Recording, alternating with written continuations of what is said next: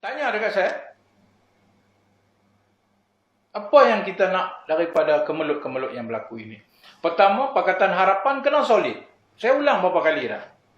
DAP, Amanah, PKR kena solid. Solid kita itu bukan macam kita di solid ni kerana ada jawatan. Ada jawatan apa? Kami membangkang.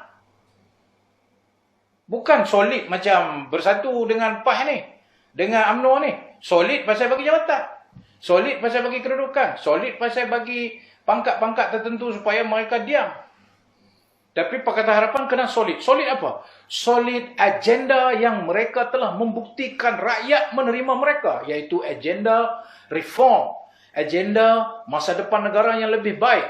Agenda Malaysia baru. Agenda perpaduan kaum. Agenda rahmatan lil alamin. Ini kita kena kukuh sesama kita. Jangan kita macam perangai mereka ni. Grand Coalition. Kekal yang ni. Mantap yang ni. Dan Grand Coalition yang kita nak ajak rakan-rakan lain terdiri daripada semua parti memahami hasrat kita ini. Dengan penuh keazaman kita nak capai maksud ini. Dan kalau mereka bersama, ayo. Mari kita. Tapi kalau sekadar nak bersatu kerana kami pun nak bagi kat hampa sesuatu supaya kamu boleh duduk dengan kami, apa bezanya kita dengan sebelum ini? Kedua, saya tahun 2021 ini akan memulakan kempen sembuhkan negara, pulihkan demokrasi. Kadang-kadang kita nak bercakap dengan orang parti politik ni, mereka ada kepentingan masing-masing. Walaupun idea kita bagus, tetapi sagi tak boleh lah, kita nak kena ada ni rakan kita yang lain nak kena jaga itu. Okey, tak apa, yang tu masalah parti politik. Saya orang politik, saya faham.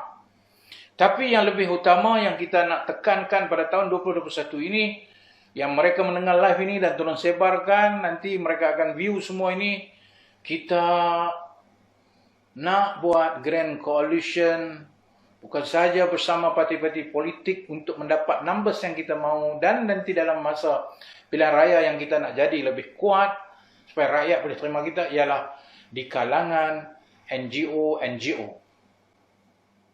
InsyaAllah kita telah pun ada plan jadual kita sepanjang 2021 untuk bertemu dengan semua pihak di peringkat bawahan NGO yang bergerak dalam masyarakat, di bahagian sektor-sektor pendidikan, agama, sosial, yang membawa kepentingan NGO Melayu, NGO bukan Melayu, yang ada perjuangan masing-masing. Saya yakin Grand Coalition yang bangkit dari bawah, mewakili hasrat rakyat, melalui masyarakat madani dan juga individu-individu yang berpengaruh di dalam masyarakat. Inilah yang kita perlu yakinkan kepada mereka. Apa wawasan masa depan kita untuk kita menyembuhkan negara ini dengan apa yang telah berlaku daripada Februari hinggalah kepada saat saya berbicara pada hari ini. Satu demi satu kerosakan yang berlaku. Paling besar kerosakan yang berlaku sejak Februari ialah pelanggaran asas-asas demokrasi berparlimen. Di mana kerajaan yang wujud hari ini adalah kerajaan tanpa majoriti dan terus menggunakan kepentingan negara, membuat dasar, mengeluarkan duit negara dalam asas yang tidak selesai sampai ke saat ini. Kita relakah benda ini berterusan? Wahai rakan-rakanku sekalian, atas apa platform kamu?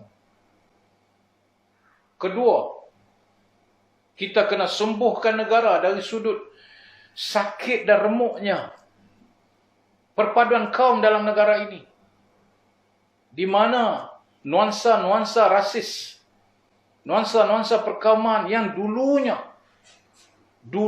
semasa kita di kerajaan dimainkan oleh kelompok-kelompok yang hari ini menjadi kerajaan. Apa yang kita nak harap daripada harapan satu negara yang bersatu padu dengan berbagai kaum dan agama serta kembali kepada perlembagaan dan juga kembali kepada rukun negara? Kalaulah yang naik jadi kerajaan hari ini adalah mereka yang memainkan isu-isu perkauman untuk menang dan kuasai kerajaan secara tebu-atap ini. Kita kena pulihkan ni, saudara dan saudaraku sekalian. Ini merintasi kepentingan semua.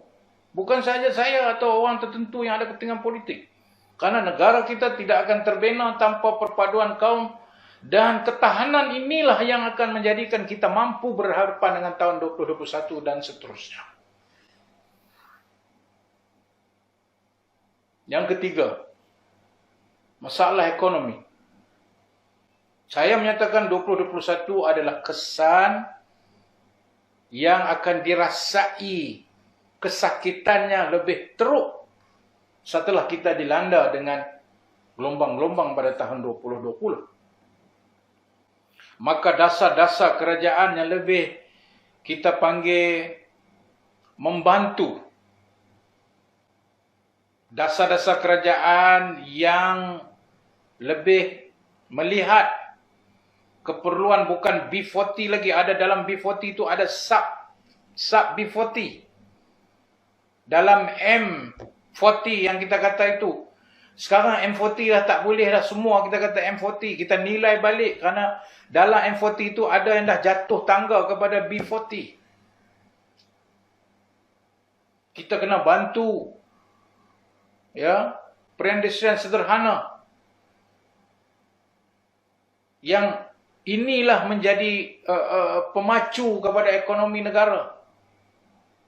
Kitaran kewangan perlu beredar.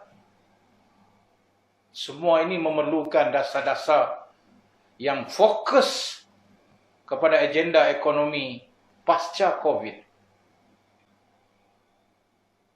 Agenda ekonomi yang terbina atas kepentingan semua pihak dan lebih penting nak melaksanakan agenda ekonomi itu ialah kepercayaan rakyat kepada kerajaan yang ada hari ini.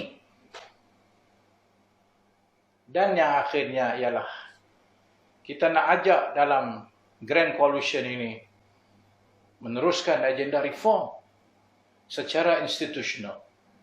Tidak boleh lagi dah kita nak terima sebuah kerajaan yang kita kata mendoktrinkan rakyat untuk dia kekal berkuasa tanpa dia membawa dasar-dasar yang rakyat percaya, yang rakyat terima. Rakyat hari ini antara sembuhan negara yang diperlukan ialah kembali percaya kepada institusi politik dan institusi pemerintahan yang telah dirosakkan oleh Kerajaan Perikatan Nasional. Jadi, bagi tahu dekat saya, tuan-tuan, apa yang saya sebut 4 perkara ini. Daripada isu demokrasi, perpaduan kaum, ekonomi dan agenda reform. Bagi tahu saya, ini bukan agenda politik. Ini adalah kepentingan negara. Dan kami orang politik tak boleh buatnya bersendirian. Walaupun kita usaha akan yakinkan UMNO, akan yakinkan PAS, akan yakinkan MCA, akan yakinkan MIC, akan yakinkan GPS, akan yakinkan warisan pejuang. Ini jalan masa depan kita dan tidak ada sebab kalau mereka itu betul-betul nak jaga negara untuk menolakkan cita-cita dan hasrat ini lalu menunjukkannya dengan bergabung dalam satu kekuatan besar ini.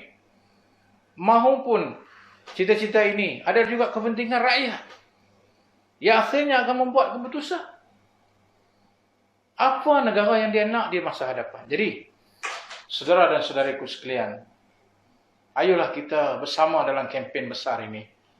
Kalau itulah yang dihasratkan, maka terhasillah Grand Coalition atau gabungan terbesar. Bukan saja di kalangan orang-orang politik, tetapi juga di kalangan rakyat yang mau melihat cita-cita dan masa depan negara.